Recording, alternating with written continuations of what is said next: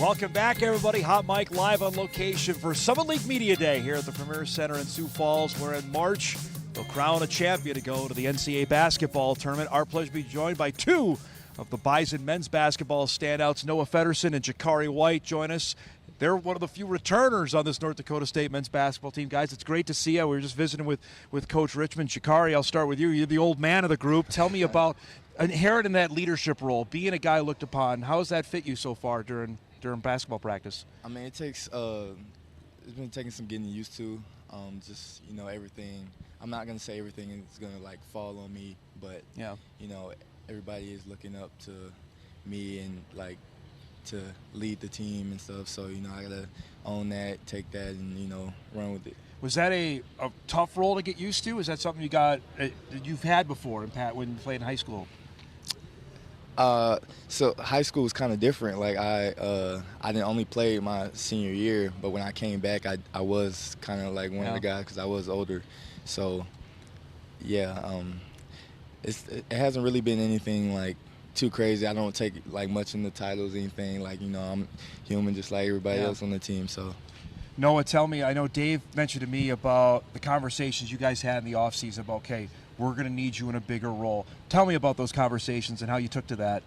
Yeah, it was a lot about, last year, it was my first year playing college basketball, so started off a little slow, had to get used to things, but now, I've been around in the program for 2 years and playing for a full year, so now, a lot more is expected of me for this upcoming season. How much you were putting your own pressure on your shoulders to say, okay, this is what I did, more is going to be expected of me. Describe that of the own pressure you're putting on yourself for this upcoming year. Yeah, there's some pressure, but I think, you solve that pressure just by coming to work every day and doing the right things and working hard. And then once we get to the season, it solves itself. So, Jacari, Dave mentioned to me how unhappy he was that last year you guys weren't playing your best ball at the end. Tell me about that. You lived it. What happened at the end of last season? Just that you guys, at the end especially, that things kind of fizzled out.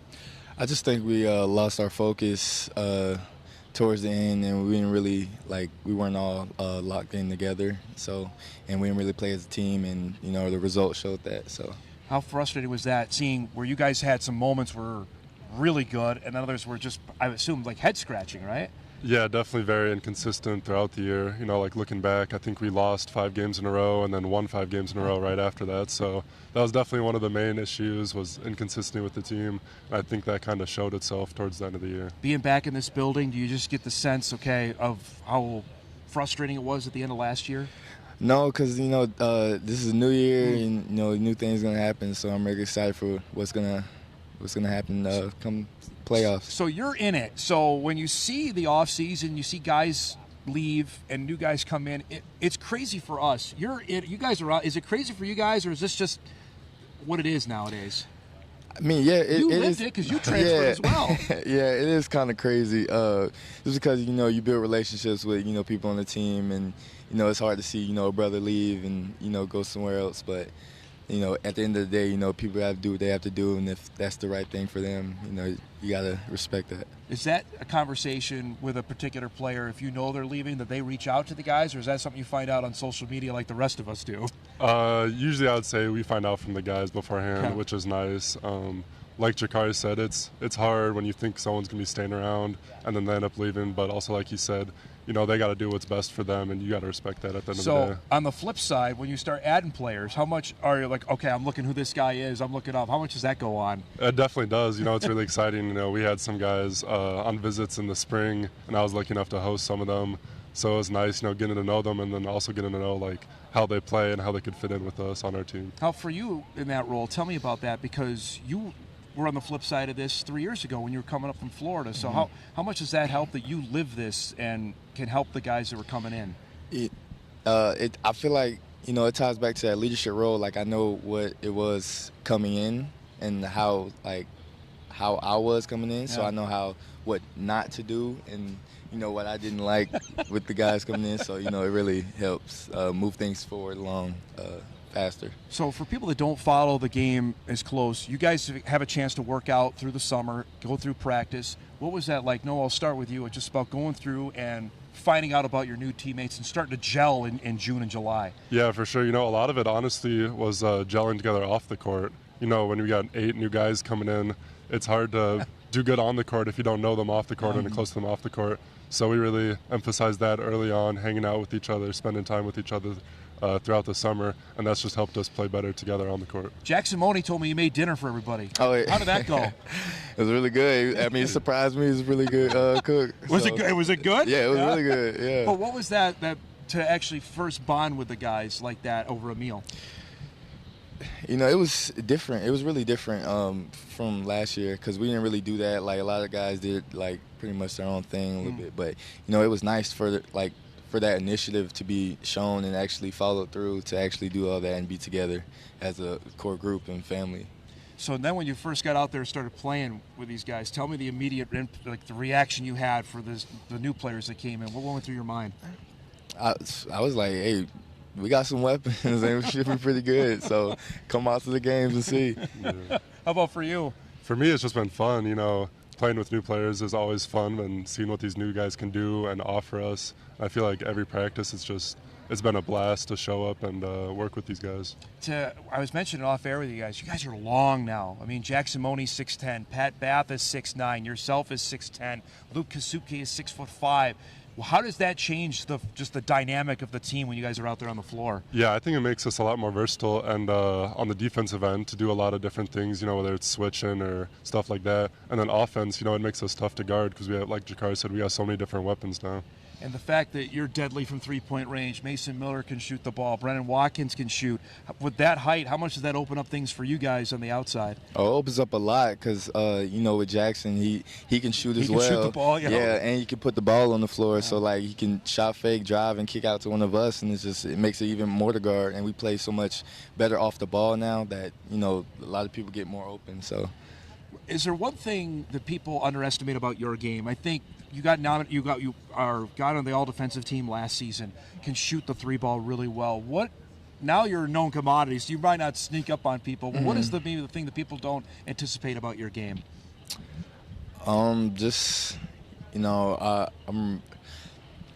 wouldn't say you're relentless on the defensive end, but I've become a better finisher over the summer, and so now I'm a threat inside and out. So I feel it makes it even more to guard, and I look for my teammates. I'm a willing passer. So people don't like to play defensive basketball. You do. What is it about that? Tell me about why you thrive on the defensive end. I don't know. I think it's just it's fun to me. Whenever we start drills and things, I want to be on defense first. So I think it's just a mindset. We talked on the first day of practice knowing you're not going to sneak up on anybody anymore. How have you handled that? How will you handle that now when the season gets going in a couple weeks? Yeah, it's definitely going to be a lot different, but I think now, like we said, with all the weapons, if teams do choose to double me in the post or whatever like that, I'm going to have people to kick out and trust, make those shots. And one thing Jacari didn't say, so I'll say it for him. He's really improved as a playmaker. Mm-hmm. Just this summer and fall, his ability to drive in and kick out to a teammate has been really fun to see. What was the welcome to Division I moment for you last year? Was there one that stands out? Maybe not one moment, but just that Creighton game, the atmosphere, that was pretty different than anything I've ever played in. And just okay, this is what Division I basketball is going to be like? Yeah, for sure. How about for yourself? Still that Kansas game. I got to go back to that. That was a crazy game. That was probably the only game where I was I felt sound in my whole body. So that was really fun. Do you guys pay attention the preseason poll? You see that? You see where the guys are picked? Is that something that drives you? Is to say, okay, well, no one's thinking we're going to be all that great. Let's go shock some people. Well, one thing coach like to say is be where our feet is at, and so we can't. Look at outside things like preseason poll because only thing that matters is what we are at the end. So the feeling walking off this court last year. What's it going to take for you guys to get to the Summit League Championship game and win this thing, get back to the NCAA tournament? Yeah, I think it's just going to take one game at a time, both in the non-conference games and the conference games, so we can get better each game. I think that's what hurt us last year is we weren't getting better as the season went on, and we weren't playing our best basketball at the end. So I think that's really important for us to be playing our best basketball come the tournament. Your last go around, how much do you want to have this year be your best year on the floor, you personally? Man, I would say it would mean everything to me. Just giving myself to the program and, you know, winning is just going to feel so much great to me. It's just that feeling of accomplishment is just what I want. Playing in this building when it's filled, because you've done that in South Dakota State, what's that environment like for people that haven't been down here? What's that like?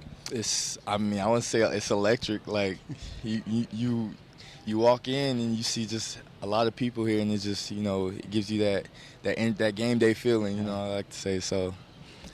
It's great to see you guys. Thanks so much for doing this. I know you got a bunch more of these. You got the hard one out of the way here now. All right, so everything's easy street after that. Good luck this year. We'll talk again. All right. Thank you, Dom. Jacari White, Noah Feddersen joining us. The Bison men's basketball team, they get set. They have their first exhibition coming up October the 23rd against MSUM. You'll see it live right here on WDAY Extra. We'll break. We come back.